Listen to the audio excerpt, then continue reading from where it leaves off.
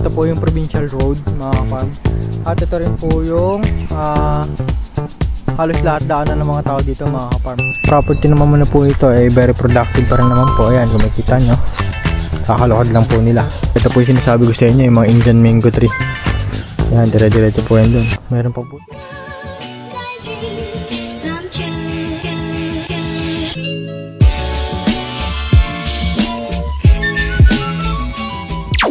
So yun mga panibagong araw, panibagong property na naman po ang ating bibisitahin ngayon. Bali, may bibisitahin property na may sukat po na na 1.4 hectare po dito po sa Atimonan, Quezon po mga farm. Bali, ito pong property na to mga farm ay alam provincial road o malapit lang po sa provincial road. Meron lang po siguro itong 5 to 10 meters po ang layo. Dito lang po yan mga farm. Tinuturo ko po na yan. Basta dito na po sa mismong provincial road. Itong property na to mga farm ay flat land po at pwede nyo po itong subdivide lots mga farm. Ang kinagandahan po dito mga farm ay updated po ang mga documents nito mga farm. Kaya mga farm, tara, bisitahin po natin. So yun po mga farm, bali ito po yung provincial road mga farm. At ito rin po yung halos lahat daanan ng mga tao dito mga farm. Ang kinagandahan lang po nito ay malinis po ang daan ng mga farm at aspalte na rin po yan mga farm. Hindi po siya ganun ka-crowded pag ang daanan po dito, no. Yan, kita nyo mga farm. Ilan lang din po pero halos ng tao po dito dumadaan mga farm. Pag-usapan po natin mga farm yung layo po nito sa town proper na. Ang layo po nito ay meron pong 5 to 6 kilometers po. Papunta po doon sa town proper. At ang property naman na po ito ay halos katabi na po ng provincial road. Ito po mga farm. Yan. Tara mga farm, pasukin po natin yung property. No? Bali ito mga farm, itong property na to mga farm ay ang source of water po nito mga farm ay meron pong nawasa. No mga farm, ayan po yung source of water ng property. Ito mga farm, hanggang dito po yung metro po na right of way na binibigay po nila. Ayan. Yung right of way po na yan ay bibilin pa rin daw po. Kaya sa mga buyer po natin dyan, yung right of way po na yan ay bibilin pa po. Tara mga farm, pasok po tayo. Bali ito mga farm, itong property po na ito mga farm ay ang tanim pa na lamang po nito mga farm ay mga puno ng niyog at saka mga Indian mango mga farm. Ayan, nakikita nyo po, ayan po yung mga niyog ng property. Nakikita nyo. Medyo may kababaan pa po yung mga tanim po ng puno ng niyog na yan mga farm. Ayan. Nakikita nyo mga farm, napaka flat po na itong property na ito mga farm. So 1 hectare nyo mga farm, meron na po kayong flat land mga farm. Dinuhunin nyo kailangan magpabawas ng lupa para maging flat yung lupa nyo mga farm. Sadyang flat land na po agad talaga ito at tabing-tabi pa po kayo ng provincial road mga farm. Kaya sa mga interested buyer natin dyan na gustong bumili ng property, tumawag lang po kayo sa number na makikita po ninyo sa inyong screen at sa WhatsApp and Viber po para sa makaragdag informasyon na gusto nyo pong malaman patungkol sa property na ito. So yun mga farm, mapag-usapan naman natin iba pang tanim, no? Bukod po din sa tanim na yun mga farm ay meron pa po yan saging nakatanim. May mga ilang perasong saging pa rin po yung nakatanim mga farm.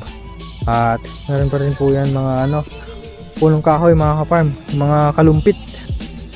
Yan po, mga kalumpit po na kahoy mga farm. Tsaka may ilang pirasong mga puno po ng mahogany ang nakatanim po dito mga farm. Kinagandahan po dito, meron pa po siyang kawayan na kumikita niyo po doon, no? Yung kawayan pa po yung nakakasakop din sa loob ng property. Pwede papakinabangan niya pa po yan mga farm. Yung property naman muna po ito ay very productive pa rin naman po. Ayan, kung makikita nyo, kakalokad lang po nila. Yan po yung source of income dito ng property na ito mga farm. Patungkol naman po sa source of income mga farm, hindi ko po masasabi sa inyo kung magkano po kinikita nila dito kasi po wala po yung naglulukad. Sila po yung nakakaalam kung magkano po ang estimated income po nila monthly, no mga farm, or every 45 days kada lokad. Ayan, makita nyo napakalapit po na, no? Provincial road, ayun lang po. Naglalabas lang po kayo dyan, provincial road na po yan mga kaparm. Ito pong nakikita nyo nito na kubo, yun po ay pahingahan daw po ng mga naglulukad noon. Yung nga lang po hindi na po kasi nakasikaso at hindi na rin po nila tinutulugan. Dati daw po ay meron po itong nag-aasikaso. Nga lang po hindi na po nakasikaso, kaya umalis na rin po. Yung naglulukad naman po ito ay taga dito lang din naman po, kaya pabalik-balik na lang din daw po siya, uwi-uwi na lang daw po. Ayan no, makikita nyo mga kaparm, napakaganda po niyan. May mga puno pa po ng mangga. Ito po yung sinasabi ko sa inyo, yung mga Indian mango tree. Ayan, dire-diretso po yan dun. Meron pa po yan, hanggang dun pa po yan mga kaparm. Masukal na parte po na yan mga kaparm. Ito pong medyo may pataas na konti na to, o matataas na damo na yan, o mga puno dyan, ay kasama pa rin po yan mga kaparm. Paikot po yan dun mga kaparm. Yan, pasok po yun sa loob ng property mga kaparm hanggang dun. Itong property naman na po ito, may bakod na po yun mga kaparm, kaya wala na po kayong problemahin. Pag-usapan naman po natin yung mismong titulo na ito mga kaparm. Bali, ang titulo po na itong property na ito mga kaparm ay meron po itong lot plan mga kaparm. Updated din naman daw po ang amilyar, at saka ang mahalaga po doon, buhay pa po yung may-ari, no mga kaparm. Ang title naman po na itong property na to ay OCT po mga kaparm. Original Certificate of Title mga kaparm. Wala na po kayong problemahin mga kaparm, ita-transfer na lang po sa pangalan po ninyo ito. Kompleto naman po ang dokumento na itong property na to mga kaparm. Ayan. Kaya sa mga interested buyer natin dyan na gustong bumili ng property, o mga OFW natin mga kababayan dyan na gusto mag-invest ng retirement plan po nila, ito po mga kaparm, napakalapit po nito mga kaparm. Patimonan lang po mga kaparm.